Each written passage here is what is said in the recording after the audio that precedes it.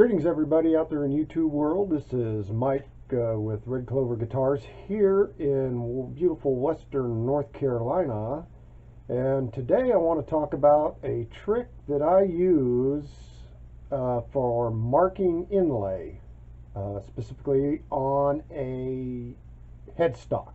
For instance, something like this. Now this happens to be mother of pearl. And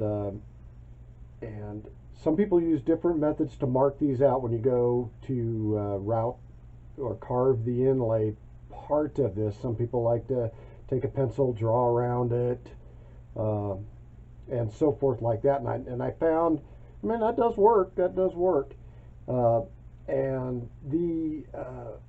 found a way that I like to do it, especially for this scenario. The scenario that I'm talking about here is that you have an unfinished neck that is not finished yet, doesn't have any finish on it, and so forth. Because what will happen during this process is we'll mark it, cut the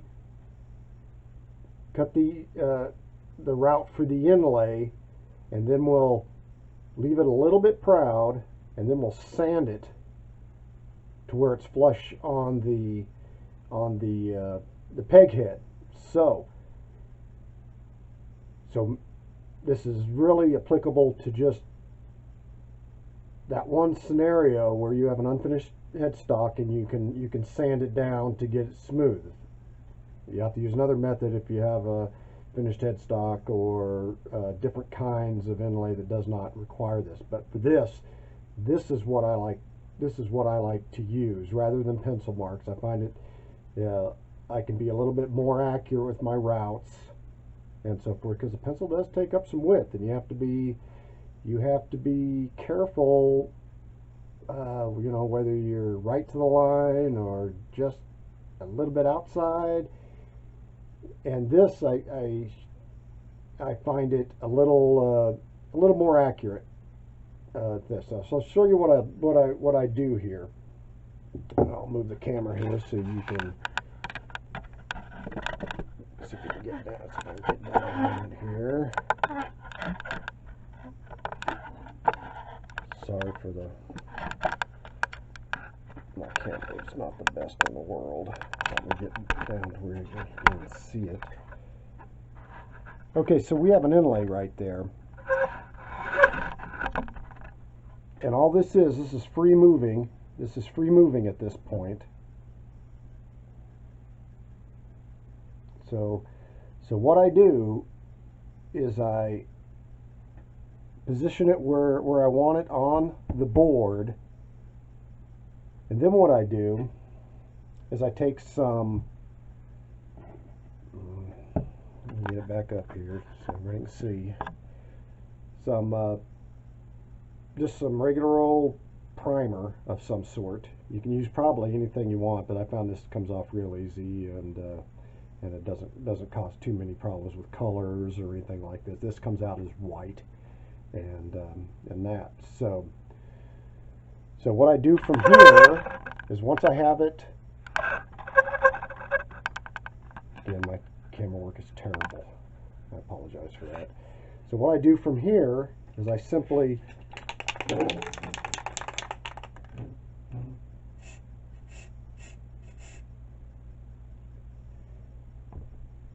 hit it with a couple of shots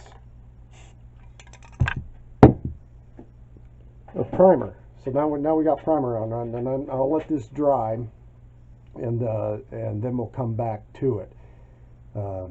Takes a few minutes for it to dry, and you don't want to smudge it up. You want those lines as true as they can. So let it dry let it dry, and then come back to it. So I'll be back when this dries here in just a little bit. Okay, we're back. It's dried, and it didn't dry all the way, but just to get on with life, I moved it. So see the nice outline there that we have. Now we have good lines route around that'll be pretty much dead on, depending on your skills with the little hound router. Now it's also a good idea, as I've done here, to definitely, if you have a fretboard or anything you don't really want to sand or have to get this primer off of, to definitely tape it up. Now from here, what I'll do, and I won't route it for you, that's pretty self-explanatory. So so from here I take it and route it. In this case I just used a Dremel type tool with a Stumac base that I have modified with a clear thing in here so I can see through it in there. So so this method works well for me. I like it. It's a good way. Now keep in mind it applies only to certain scenarios. That being that you have a headstock that you can afford to sand. It's not finished, and so it just meets those parameters. This is definitely not applicable to every inlay scenario for marking things. It's the only way you can get away with, you can sand it. You can sand both the wood and your inlay potentially. I mean, you can in theory, if you want to get it flush, that's fine too. I just leave it a little bit tall and sand it down so I know it's absolutely smooth. So so for this one scenario, this works great for me.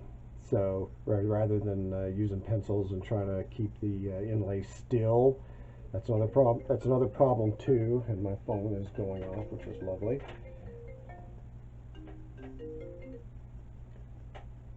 And